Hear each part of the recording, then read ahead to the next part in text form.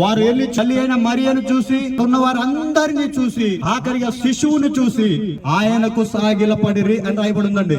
ఇది ఈనాడు సాగిలపడ్డది కాదు, ఈనాడేదో మేము చెప్తున్న మాట కాదు, ఈనాడేదో నీకు కొత్తగా సృష్టించి చెప్పేది కానే కాదండి.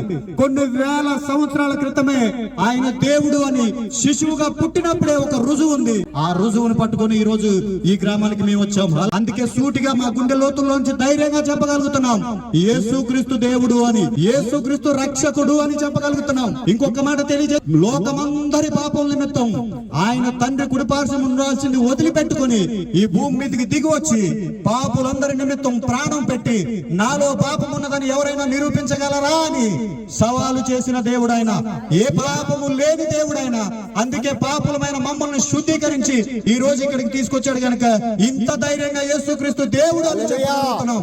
హల్లెలూయా.